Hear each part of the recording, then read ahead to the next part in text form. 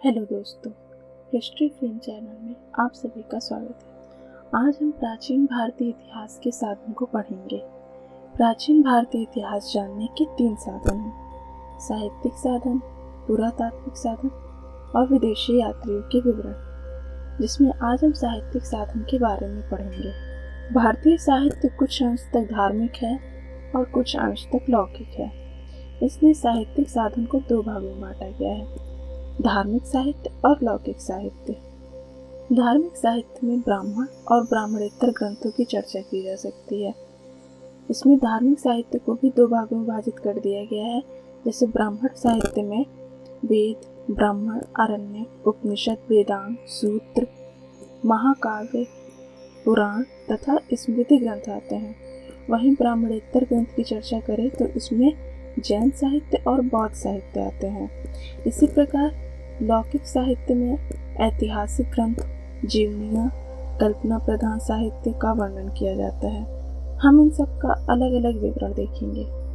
वेदों की बात करें तो इनकी संख्या 4 है: ऋग्वेद, सामवेद, यजुर्वेद व अथर्ववेद। इसमें से ऋग्वेद सबसे पुराना वेद है, जो आर्यों की राजनीतिक प्रणाली और इतिहास संबंधी जानकारी प्रदान करता है। वैदिक श्लोकों तथा संहिताओं की टीकाएं ब्राह्मण में मिलती हैं। ये टीकाएं गद्य में लिखी गई हैं। आरण्यक और उपनिषदों में आत्मा और परमात्मा और संसार के संबंध में दार्शनिक विचारों का संग्रह मिलता है। इसके अलावा 6 वेदांग है: शिक्षा, ज्योतिष, कर्म, व्याकरण, निरुक्त और छंद। ऐसे ही महाकाव्य भी हुए हैं। वेदों के पश्चात संस्कृत साहित्य के महान काव्यों में रामायण और महाभारत का नाम आता है। वेदों को समझने वाले कम व्यक्ति थे, लेकिन ये महाकाव्य सभी के लिए रोचक थे। इन महाकाव्यों से उस युग के लोगों की सामाजिक, राजनीतिक और आर्थिक स्थिति का ज्ञान मिलता है। उस युग में आर्यों ने गंगा, यमुना तथा उनकी सहायक नदियों के किनारे अपने अत्यंत छोटे छोटे राज्य स्थापित कर लिए थे। इन राज्यों के निर्माण में जंगलों ने भी पर्याप्त योगदान दिया। आर्य युद्ध प्रिय जाति थी। राज्यों की शक्ति बढ़ती जा रही थी, किंतु अभी तक किसी विशाल राज्य की स्थापना नहीं हो सकी थी। प्रशासन को मंत्रियों तथा सभासदों की सम्मति से चलाया जाता था।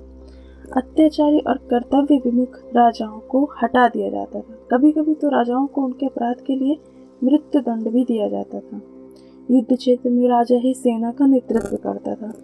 यदि युद्ध क्षेत्र में राजा की मृत्यु हो जाती थी तो सेना वहां से भाग जाती थी। जाति प्रथा दिनों दिन बढ़ती ही जा रही थी।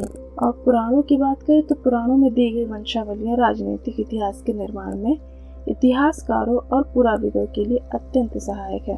पुराणों द्वारा ही हम हिंदू धर्म, इसकी पौराणिकता, मूर्ति पूजा, ईश्वरवाद, सर्वेश्वरवाद, भगवत वात्सल्य, दर्शन, अंधविश्वास, त्योहार, प्रथाओं तथा नीतियों के प्रत्येक पक्ष का अध्ययन कर सकते हैं। कुछ पश्चिमी विद्वानों का मानना है कि पुराण संस्कृत साहित्य में बीते 100 वर्षों में ही अस्तित्व में आए हैं, किंतु यह मत अब नहीं माना जाता। शंकराचार्य तथा रामानुजाचार्य की दृष्टि से पुराण धार्मिक और पवित्र पुस्तकें हैं। अल-बरूनी की माने तो उन्हें पुराणों की पर्याप्त जानकारी थी। अल-बरूनी ने तो 18 के 18 पुराणों की सूची भी दी है। अगर इसे बौद्ध धर्म में देखें तो प्रथम शती में लिखी गई बौद्ध धर्म की महायान शाखा की पुस्तकें पुराणों से बहुत मिलती जुलती हैं। पुराणों और ललित विस्तर में भी पर्याप्त समानता देखने को मिलती है।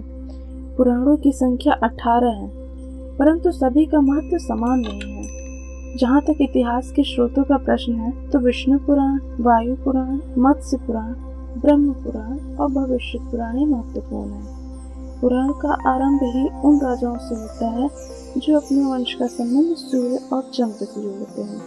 पुराणों को ही आधार मानकर प्राचीन भारत के भूगोल का भी अध्ययन किया जा सकता है। अब हम धार्मिक साहित्य के दूसरे भाग की चर्चा करेंगे, जो है ब्राह्मणेतर साहित्य। इसमें बौद्ध ग्रंथ और जैन ग्रंथ आते हैं। सबसे पहले हम बौद्ध ग्रंथ के बारे में जानेंगे। बौद्ध ग्रंथ में त्रिपिटक है, सबसे पहले और सबसे महत्वपूर्ण। बुद्ध की मृत्यु के बाद उनकी शिक्षाओं को संकलित करके 3 भागों में बांटा गया। इसे ही त्रिपिटक कहते हैं। त्रिपिटक में पहला है विनय पिटक। विनय पिटक में संघ संबंधी नियमों और आचार विचार की शिक्षाएं बताई गई हैं। दूसरा है सूत्र पिटक। सुत्त पिटक में धार्मिक सिद्धांत या धर्म संबंधित उपदेश हैं। और तीसरा है अभिधम्म पिटक। अभिधम्म पिटक में दार्शनिक सिद्धांत बताए गए हैं। त्रिपिटकों की सबसे बड़ी विशेषता ये है कि ये बौद्ध संघों के संगठन का पूर्ण विवरण प्रस्तुत करते हैं। जातकों में बुद्ध के पूर्व जन्मों की कहानी है। दीपवंश और महावंश नामक 2 पाली ग्रंथों से मौर्यकालीन इतिहास के विषयों की जानकारी मिलती है। हीनयान का प्रमुख ग्रंथ कथावस्तु है, जिसमें महात्मा बुद्ध का जीवन चरित्र अनेक कथाओं के साथ वर्णित है। इसी तरह महायान संप्रदाय के ग्रंथ ललित विस्तर और दिव्यवदान है, जिसमें ललित विस्तर में बुद्ध को देवता मानकर उनके जीवन तथा उनके कार्यों का चमत्कारिक रूप से वर्णन प्रस्तुत किया गया है। और दिव्यवदान में अशोक के उत्तराधिकारी से लेकर पुष्यमित्र सुंग तक के शासकों के बारे में जानकारी मिलती है। संस्कृत बौद्ध लेखकों में अश्वघोष का नाम सबसे ऊपर है। जहाँ ब्राह्मण ग्रंथ प्रकाश नहीं डालते, वहाँ बौद्ध ग्रंथों से हमें तथ्यों का पता चलता है। ब्राह्मणेतर ग्रंथ में बौद्ध ग्रंथ के बाद अब जैन ग्रंथ के बारे में जानेंगे। जैन साहित्य को आगम या सिद्धांत कहा गया है। जैन साहित्य का दृष्टिकोण भी बौद्ध साहित्य से काफी समान धर्मपरक है। जैन ग्रंथों में परिशिष्ट पर्वन, भद्रबाहु चरित्र, आवश्यक सूत्र, आचारांग सूत्र, भगवती सूत्र, कालिका पुराण आदि विशेष रूप से उल्लेखनीय है। जिसमें परिशिष्ट पर्वन और भद्रबाहु चरित्र में चंद्रगुप्त मौर्य के जीवन की प्रारंभिक और उत्तरकालीन घटनाओं की जानकारी मिलती है। वहीं आचारांग सूत्र में जैन भिक्षुओं के आचार विचार के नियमों का वर्णन मिलता है। और भगवती सूत्र में महावीर स्वामी के जीवन, उनके कार्यों का रोचक विवरण मिलता है। इन जैन ग्रंथों से अनेक ऐतिहासिक घटनाओं की सूचना मिलती है। जैन धर्म का प्रारंभिक इतिहास कल्पसूत्र से होता है, जिसकी रचना भद्रबाहु ने की थी।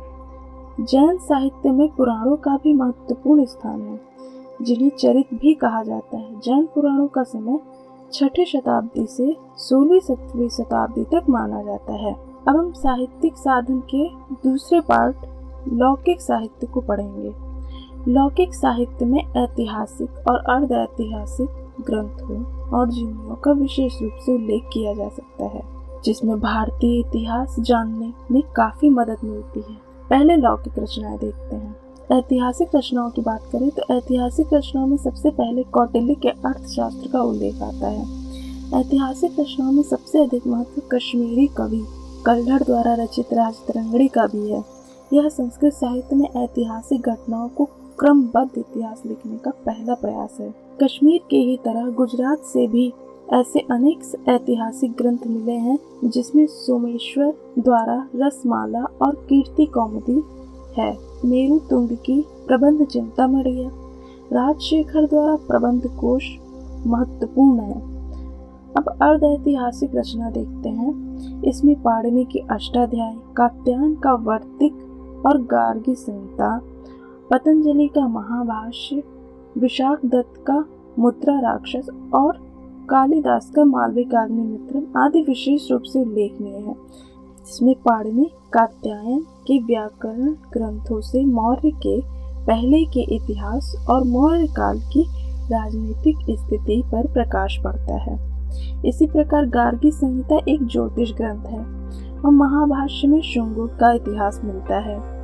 मुद्रा राक्षस जो विशाखदत्त द्वारा लिखी गई है, इसमें चंद्रगुप्त के विषय में जानकारी मिलती है। वहीं कालिदास द्वारा रचित मालविकाग्निमित्रम में शुंग कालीन राजनीतिक परिस्थितियों को बताया गया है। रचनाओं के बाद अब हम लौकिक जीवनियों के बारे में देखते हैं। ऐतिहासिक जीवनियों में अश्वघोष की बुद्ध चरित्र, बाणभट्ट का हर्ष चरित्र, वाकपति का गौड़बहु, बिल्हड़ का विक्रमांक देव चरित्र, पद्यगुप्त का नवशाशांक चरित्र, संध्याकर नंदी का रामचरित्र, हेमचंद्र का कुमारपाल चरित्र, जयानक का पृथ्वीराज विजय, ये सब अत्यंत महत्वपूर्ण जीवनियां हैं। उत्तर भारत के समान दक्षिण भारत से भी अनेक तमिल ग्रंथ प्राप्त हुए हैं। तमिल देश का प्रारंभिक इतिहास संगम साहित्य से ही पता चलता है। तो आज हमने प्राचीन भारतीय इतिहास जानने के साधन में साहित्यिक साधन के धार्मिक साहित्य और लौकिक साहित्य को कैटेगराइज करके पूरा पढ़ा। नेक्स्ट वीडियो में हम पुरातात्विक साधन और विदेशी यात्रियों के विवरण को पढ़ेंगे। वीडियो पसंद आई हो तो इसे लाइक करें और अपने दोस्तों में शेयर करें और चैनल को सब्सक्राइब करना ना भूलें। Okay, thank you.